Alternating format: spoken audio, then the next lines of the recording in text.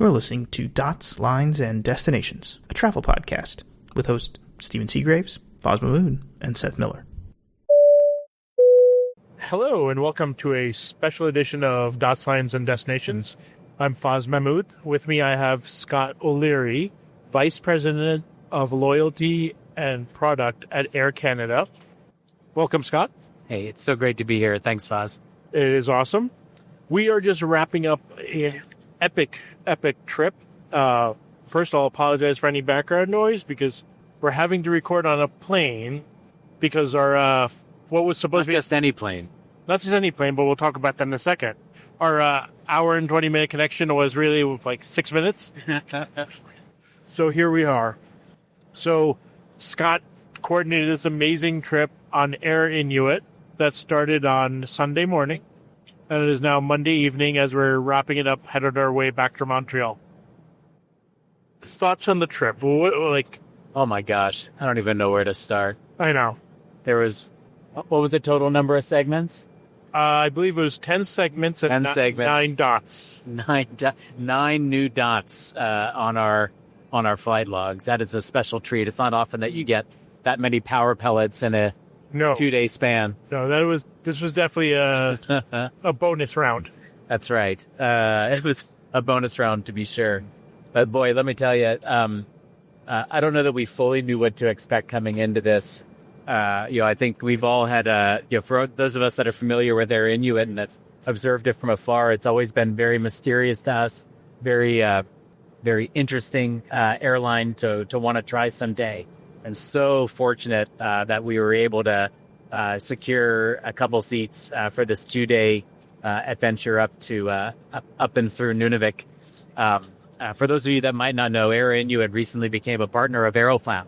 Okay. And so Aeroplan is Air Inuit's loyalty program now. Oh, okay. So not just a partner, but they're not just a partner. They are. We're very proud to be their loyalty program. Will we see an Air Inuit branded credit card soon? We'll have to talk to Air Inuit about that. But I will say, it started. Yeah, the partnership has started out small. Right now, you can only earn Aeroplan points for your travels on Air Inuit, but very much looking forward to launching the ability to use your Aeroplan points be able to use your Aeroplan points to travel on Air Inuit, and that's something that we look forward to introducing before the end of this year. It's exciting. If I remember correctly, it's just some technical limitations you're working through right now on that. Well, so it really is. It's something that we've just begun testing right now. We need to have an interline ticket agreement with Air Inuit. That's something that is in current progress. Awesome. And once that's in place, the redemption agreement or the ability to redeem will come right after that. Awesome. So yesterday we started in Montreal, flew from Montreal to Kuujjuaq. I will butcher all these names, so you're gonna have to keep correcting me. On one of 2 737-800 combis in the world. So Air Inuit was the first airline in the world to basically reconfigure a 737-800 into a Combi configuration, and they're the ones that shepherded it through the certification with Boeing and ultimately through certification with Transport Canada. Wow. That's amazing. And once you go into these communities, you understand why. Like, this is the lifeline. Like, we've done the milk run in Alaska. We've done, at different times we've done the island hopper. And we've even, in foreign excursions, Greenland was the last one we did. But these communities are more remote than anything I've seen. Yes, I would agree with that. Each community has somewhere between, I think on the lowest end, it was about 850. And on the highest end, it was about 2,400, 2,500. Yeah. And Air Inuit were amazing hosts. We met people at every stop we made. We had someone chaperoning us for the entire journey. Phil, the station manager in Kuujjuaq, showed us around, was telling us that they basically get one ship a month for 3 months in the summer of supplies. And that's it. Anything else comes on Air Inuit throughout the year. That's right. So talk about being the lifeline. Not just in terms of being the only way to access some of these communities that are not connected in any way by roads. There really is not any sort of ferry service between these destinations. Really, the only way to get between them is on Air Inuit. And then, on top of that, as you mentioned, when you consider provisions, cargo, literally anything you'd want or need to have, chances are it's coming in on an Air Inuit aircraft. Again, unless it's something that's larger and less time sensitive that can wait for one of the 3 ships that shows up, throughout the year. Right. And apparently they get fuel as well separately, but again, only in the summer. Only in the summer. So they got to stock up for the whole winter. Yeah. But we saw we learned that they have empty barrels that they fill with jet fuel to put on little turboprops to move them around to these fishing villages and what have you, so they can fuel remotely to get back. It's an operation. It's an operation. It is a complex logistics operation that is, that Air Inuit has just truly turned it into an art form. It's just unlike anything I've ever seen. I don't think anyone else could do it. No. I mean, it was amazing. Kujiak was also our last paved runway until we got back onto the other side, the Hudson's Bay side, on our last stop with Air Inuit. That's right. So we took the Ungava Bay route up. They have two networks, if you will, that kind of converge and come together at Saluit at the very tippy top of Nunavik. And to get up to Saluit, you can either go via the Ungava Bay route, or you can go up through the Hudson Bay route. So we went up. We took in a kind of an abbreviated version up the Ungava Bay route yesterday, and then today we took a really fun way back on the Hudson Bay route with a combination of multi-stop Dash 8 flights and connection to this amazing aircraft that we're on right now. Oh yes, I mean, what amazed me was how much Air Inuit does for their staff. Right, every stop we went to, we were shown where they have staff houses where all of the staff they put them up. They have chefs that come in that cook for them. The staff, the large portion of the staff isn't even local. They do rotations. That's right. So many of the staff are 2 to 3 weeks on, and then 2 weeks off, where they will ultimately go back down south to where they live, whether it's in Montreal or Quebec, or we even met someone that lives that commutes all the way back to Newfoundland. Yeah. When they're off. But boy, you touched on something. I mean, this airline has a culture that I think would make any other airline blush. You consider how important people are and how important culture is to running an airline successfully. It all very much comes together and connects for me the way that Air Inuit is so successful and at what it does is because of the people that are powering it from in front and behind the scenes. It's quite amazing. They're a family, and you can tell. Oh yeah, I mean, doesn't matter what the job is, anyone will do it. Right? You could be a pilot. You'll help load bags. You'll help unload bags. Right? Like people didn't matter. That's right. There's definitely no hierarchy. There's everybody enjoys each other's company genuinely, authentically, and they all have tremendous respect for each other. And again, that shows, not only in the way that they treat each other, but it shows the way that they treat their customers and the way that they do their jobs. Yeah, I mean, and because the staff spent so much time together, they built this camaraderie. They go out, like we went out with a bunch of them last night. That's right. Saw the sights. We saw the sights. We saw Saluit. We missed the caribou, but we saw a good chunk of Saluit, and it was quite special. Yes, and we did avoid getting broken down. Yes. There is a broken down truck at the top of a hill in Saluit. I promise you, we had nothing to do with that. No, it happened after they dropped us off. Truly, just was a mechanical failure. Glad it wasn't. Yes, exactly. This adventure's gone much better than our last one.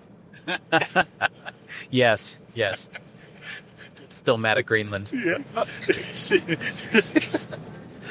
There's no airport that just got shut down as you're headed to the airport in the morning. Oh no, it was wonderful. That's what makes these trips so special. Is that you never know what's waiting for you around the corner. Now, we got very lucky weather-wise this trip. Weather was amazing. Unseasonably warm. Seasonably warm, my goodness.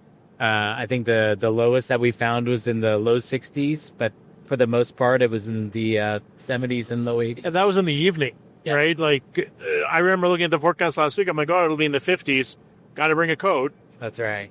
Brought a coat. Didn't need it. Unseasonably warm is, I think, the way it was characterized. And to get, I saw actually one of the locals was holding up an ice pack to his face, saying he missed the cold. That was really special. It's too warm today. It's too warm today. The thing that amazed me was just the natural beauty of the region. Yes, it was green, and it's just rugged landscape beating, crystal clear waters, just really beautiful. A lot of rock, and lots of fjords. Like some of these flights were like flying tours of fjords. It was just absolutely gorgeous. Yeah. One more gorgeous than the next. It was breathtaking, and I was commenting on this yesterday. Like, I wish more people could see this, but if more people could see it, it wouldn't be as nice. That's exactly right. That's exactly right. It's just very special. I hope some of you listening have an opportunity to experience it firsthand. It's a true adventure, and there's a lot to take away. Not to mention the sheer charm and friendliness and resilience of the people of Nunavik themselves. What was very welcoming to us at every contact. And not just that. The thing that amazed me was there's no division. No. Right? Like in our day-to-day lives, we see a lot of division amongst the people. There is none of it here. Everyone just helps each other. That's right. And takes care of each other. Yes, you could tell. And it's kind of refreshing. Absolutely. I would agree with that. Refreshing indeed. Let's see, what else did we learn? There's no cell service. Oh, yes. After we left Montreal, we did not get any cell service until we got back to La Grande, which was our last stop. That's exactly right. Again, these little things there's plenty of things that we take for granted. Like, I think you were mentioning earlier, it's not like if something breaks, you could just go down to the hardware store. It's like you are maybe at best days away from getting that replacement, whatever it is that you need. Yep. But my goodness, you just take so many different things for granted, including the ability just to use your cell phone. Yeah, it was wild. I mean, the other thing I find interesting is how much the towns and the community does for the people. Right, water and sewage is just provided by the town, as the heating fuel is. So every house has at least two lights, a blue one and a red one. That's right. That means either something is empty or something is full. Blue means water is empty and we need more water delivery. Red means we have sewage that needs to be picked up. That's right. Some houses also have orange, which means they need heating fuel. That's right. Cool. Yeah. I mean, they have a system that works. Yes, they do. Fascinating. I mean, but I can't thank Air Inuit enough for doing this for us. What's next? What's next? Oh my goodness. By the way, like, I don't think this is a one and done. I could totally see ourselves doing this again sometime. I kind of want to see it in the winter. There's the Pavernatuk Winter Festival that looks to be really incredible. There's dog sled races. There is going up to Quacktack in November for the beginning of whale hunting season. It is, there's a lot of options. There's a lot of options. In all cases, be sure if you're going to go up to book a room at the co-op hotel, because in each location there is a co-op hotel, and that is the only option to stay. Yes, there is. You don't have a Hyatt or a IHG property. No. You got one. That's right. And it was lovely too. Like, they were great. They had their own kitchens. They had air conditioning. It was wonderful. And there's no restaurant. Yes. There's no restaurant. Look, this is not a place that you could just kind of show up without a plan. Yeah, so the way the hotel works, like the hotel has a kitchen, a communal kitchen, full kitchen, and the intent is that you go buy your food at the grocery store, cook when you need, which was amazing. But as we learned, a lot of the folks at the hotels were people who come up to work. That's right. Like they're doing a 2 to 3 week rotation, and then they go back. That's right. Sometimes if you're in the services business, sometimes your employer has a house that they own there that you'll live in, and sometimes that's not the case. In which case, you'll be staying in one of the co-op hotels. Yeah. So they do fill up. And co-op is also the grocery store and the Walmart equivalent. It is. It is a general Walmart, store. It's Canadian Tire. It is. No, it's not Canadian Tire. Oh no, that means something different. But yes, it's an inside joke that you only get when you go up. So Canadian Tire, you touched on something. If you've not been to Canadian Tire, it is an experience. I would say that is indeed the case, and leave it at that. Yes. I would start with go to Canada, into the major cities, and go find a Canadian Tire, wander it, experience it, and then be the gateway to the Canadian Tire of the North. Indeed. First time I took my nephew to Canadian Tire, we went to Canada. I'm like, oh, you have to see Canadian Tire. I took him in, and he's like, I don't know what to make of this place. Yeah, it's like Bed Bath & Beyond and your local Firestone came together. Yes. Yeah. It reminds me of like a smaller Walmart with a Bed Bath & Beyond with a auto parts store. Like a Sears Automotive attached to it. Yeah. Yeah. It's the most bizarre combination of things. But it just works. Yeah. Clearly, they are a very large company in Canada. So, I think we've had a great adventure. I appreciate you for putting this together. Oh, it's my pleasure. Can we not talk about this airplane that we're flying right now? Oh, we forgot about that, didn't we? Oh my gosh. So we are on a 737-200 Combi. A flying history museum. No, but it's not just any Combi. It's one that it can be adjusted to full passenger or cargo. That's right. Now, the reason why, it's not like Air Inuit has been flying this airplane for decades. They actually took delivery of this not too long ago, a little over 10 years ago. And it was just because of increasing demand and increasing needs for cargo lift up to the north and passenger demand to the north. And, to meet those demands, the airline brought in jets. Not every airport that has the high demand also has an asphalt runway. And so these are still gravel runways in many cases up in the north, except for a couple.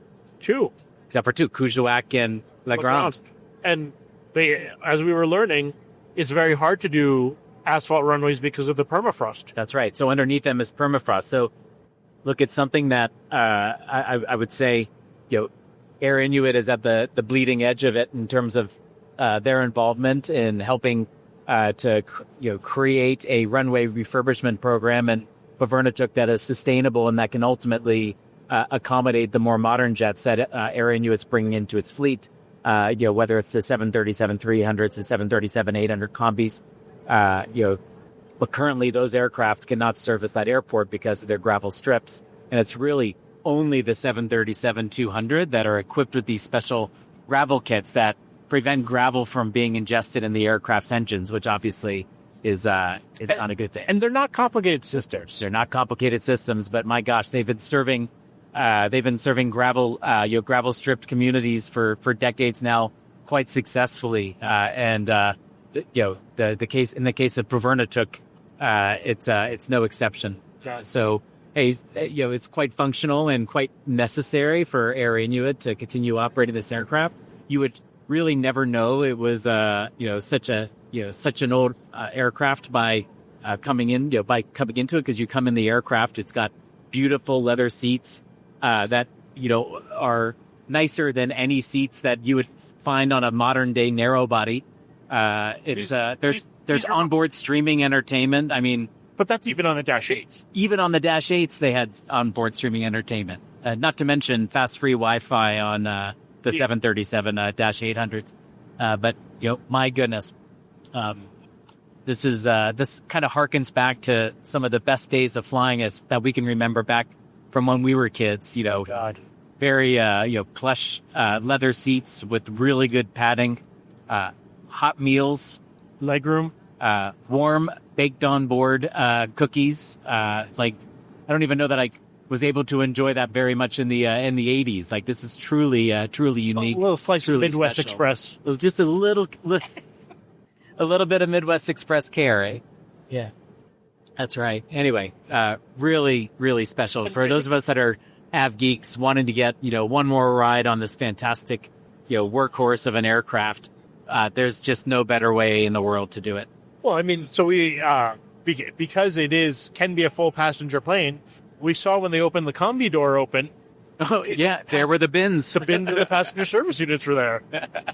That's just wild. It's just wild. Very special.